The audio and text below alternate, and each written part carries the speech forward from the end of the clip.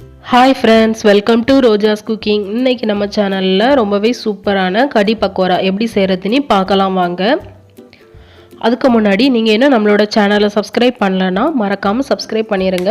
உங்களுக்கு உடனுக்குடனே நோட்டிஃபிகேஷன் வரணும்னா அப்படியே பக்கத்துல இருக்கிற பெல் பட்டனை கிளிக் பண்ணி அதுல ஆல் அப்படிங்கிற ஆப்ஷனும் கொடுத்துக்கோங்க. அப்பதான் நான் வீடியோ போட்ட உடனே உங்களுக்கு நோட்டிஃபிகேஷன் வந்துரும்.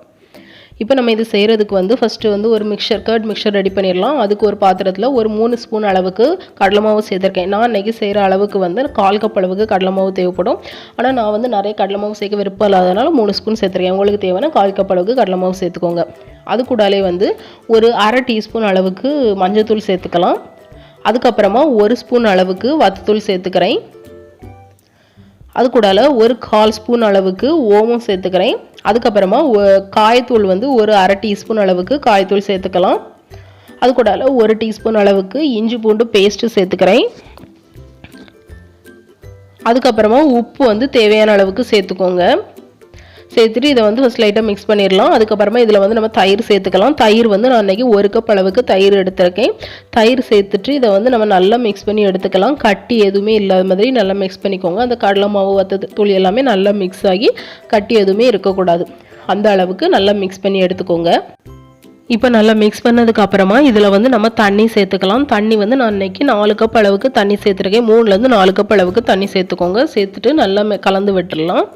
நல்லா கலந்து விட்டதுக்கு அப்புறமா இதை எடுத்து நம்ம வந்து தனியாக வச்சிடலாம். அடுத்தால வந்து ஒரு கடாயில் ஒரு 2 டேபிள் ஸ்பூன் அளவுக்கு எண்ணெய் சேர்த்துக்கிறேன். எண்ணெய் வந்து நல்லா சூடாகட்டும். எண்ணெய் சூடானதுக்கு அப்புறமா இதில் வந்து ஒரு 1/4 டீஸ்பூன் அளவுக்கு வெந்தயம் சேர்த்துக்கலாம். அதுக்கப்புறமா ஒரு 1/2 டீஸ்பூன் அளவுக்கு சீரகம் சேர்த்துக்கிறேன். அதிலே வந்து ஒரு வத்தலை வந்து 2ஆக பிச்சு அதையும் நான் இதில் சேர்த்துக்கிறேன். அதுக்கப்புறமா காய்த்தூள் வந்து ஒரு 1/4 டீஸ்பூன் அளவுக்கு காய்த்தூள் சேர்த்துக்கலாம். அது கூடால ஒரு கொத்து கருவேப்பிலை சேர்த்துருக்கேன். கருவேப்பிலை வந்து பொரிச்சதும் இதில் 1 டீஸ்பூன் அளவுக்கு இஞ்சி பூண்டு பேஸ்ட்டு சேர்த்துடலாம். சேர்த்து லைட்டாக வதக்கிடலாம். அதுக்கப்புறமா இதில் வந்து வெங்காயம், நான் இன்றைக்கி வந்து ஒரு வெங்காயம் எடுத்திருக்கேன். மீடியம் சைஸ் வெங்காயம் எடுத்து நல்லா நீளமாக கட் பண்ணி வச்சுருக்கேன். இதை சேர்த்து இதை வந்து நம்ம நல்லா வதக்கி எடுத்துக்கலாம். இது கூடாலே ஒரே ஒரு பச்சை மிளகாய் வந்து நல்லா பொடியாக கட் பண்ணி வச்சுருக்கேன். அதையும் நான் இதில் சேர்த்து வதக்கிடுறேன்.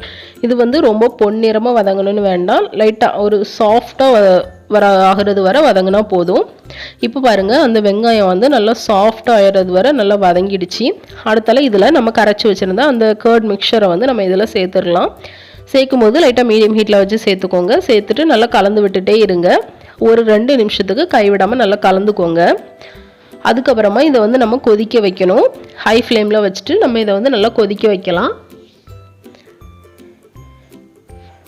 இப்போ பாருங்கள், நல்லாவே கலர் சேஞ்ச் ஆகி வந்திருக்கு. அதே மாதிரி லைட்டாக கொதிக்கிறதுக்கு ஸ்டார்ட் ஆகிடுச்சு. இந்த டைமில் நம்ம வந்து ஒரு மூடி போட்டு மூடிடலாம். ஃபுல்லாக மூட வேண்டாம். ஒரு பாதி அளவு மூடி வச்சுக்கலாம். இது வந்து நல்லா கொதிக்கணும். 25லேருந்து 30 நிமிஷம் லோ ஃப்ளேமில் வச்சு நல்லா கொதிக்க வச்சுக்கோங்க. அடுத்தால பக்கோடா செய்ய ஆரம்பிச்சிடலாம். அதுக்கு ஒரு இதில் ஒரு 2 வெங்காயம் வந்து நல்லா பொடியாக கட் பண்ணி வச்சுருக்கேன். அது கூடால 1 டீஸ்பூன் இஞ்சி பூண்டு பேஸ்ட்டு, ஒரு 2 பச்சை மிளகாய் பொடியாக கட் பண்ணது, ஒரு 1/4 டீஸ்பூன் அளவுக்கு ஓமம், அதுக்கப்புறமா ஒரு 1/4 டீஸ்பூன் மஞ்சத்தூள், ஒரு 1/2 டீஸ்பூன் அளவுக்கு வத்தத்தூள் சேர்த்துருக்கேன். அது கூட உப்பு வந்து தேவையான அளவு சேர்த்துக்கோங்க. நான் ஒரு 1/2 டீஸ்பூன் சேர்த்துருக்கேன். அதுக்கப்புறமா காய்த்தூள் வந்து ஒரு 1/2 டீஸ்பூன் அளவுக்கு சேர்த்துக்கலாம். கடைசியாக ஒரே ஒரு பிஞ்ச் மட்டும் பேக்கிங் சோடா சேர்த்துக்கோங்க. ரொம்ப வேண்டாம், ஒரு பிஞ்ச் மட்டும் சேர்த்துக்கோங்க. சேர்த்து நல்லா மிக்ஸ் பண்ணிடலாம். நல்லா மிக்ஸ் பண்ணதுக்கு அப்புறமா இதில் வந்து கடலை மாவு சேர்த்துக்கலாம். நான் அன்றைக்கி 1 கப் கடலை மாவு சேர்த்துருக்கேன். நீங்கள் எடுக்கிற வெங்காயத்தை பொறுத்து கடலை மாவு மாற்றிக்கோங்க. நான் வந்து 1 கப் சேர்த்துருக்கேன். இந்த அளவுக்கு சேர்த்து நல்லா மிக்ஸ் பண்ணிக்கலாம். நல்லா மிக்ஸ் பண்ணிட்டு வந்து இதுக்கு வந்து தண்ணி ஊற்றக்கூடாது. லைட்டாக தண்ணி தேவைப்பட்டனா மட்டும் தண்ணி வந்து தெளித்து மிக்ஸ் பண்ணிக்கோங்க. அந்த வெங்காயத்துலேயே நல்லா தண்ணி விடும். அதனால் லைட்டாக தெளித்து மட்டும் மிக்ஸ் பண்ணிக்கோங்க. இப்போது நல்லா மிக்ஸ் பண்ணதுக்கப்புறமா இதை வந்து நல்லா சூடான எண்ணெயில், கொஞ்சம் மிதமான சூட்டில் இருக்கிற எண்ணெயில் நம்ம போட்டு பொரிச்சு எடுத்துடலாம். சின்ன சின்ன பகுதியாக எடுத்து போட்டுக்கோங்க.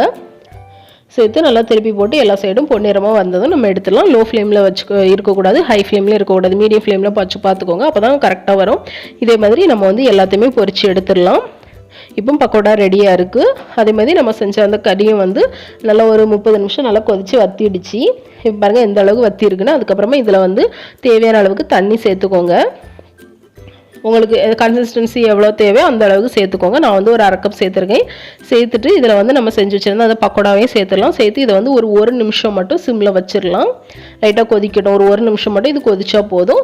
அடுப்பை ஆஃப் பண்ணிடலாம். அடுத்தில் வந்து ஒரு கடாயில் 1 டேபிள் ஸ்பூன் அளவுக்கு நெய் சேர்த்துருக்கேன். அது கூடால கொஞ்சமாக ஒரு 1/2 டீஸ்பூன் அளவுக்கு சீரகம், ஒரு வத்தலை வந்து 2 பிச்சு சேர்த்துக்கலாம். அதுக்கப்புறமா அடுப்பை ஆஃப் பண்ணிவிட்டு ஒரு 1/2 டீஸ்பூன் அளவுக்கு வத்தத்தூள் சேர்த்துக்கிறேன். சேர்த்து நல்லா கலந்து விட்டுட்டு இதை எடுத்து நம்ம வந்து அந்த கடி பக்கோடாவில் வந்து சேர்த்துடலாம்.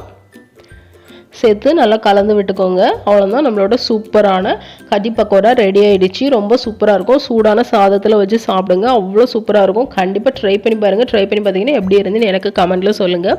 இந்த வீடியோ உங்களுக்கு பிடிச்சிருக்குன்னு நம்புகிறேன். பிடிச்சிருந்தனா லைக் பண்ணுங்கள், ஷேர் பண்ணுங்கள். நீங்கள் இன்னும் நம்மளோட சேனலை சப்ஸ்கிரைப் பண்ணலன்னா கண்டிப்பாக சப்ஸ்கிரைப் பண்ணிட்டு அப்படியே பக்கத்தில் இருக்கிற பெல் பட்டனையும் கிளிக் பண்ணிடுங்க.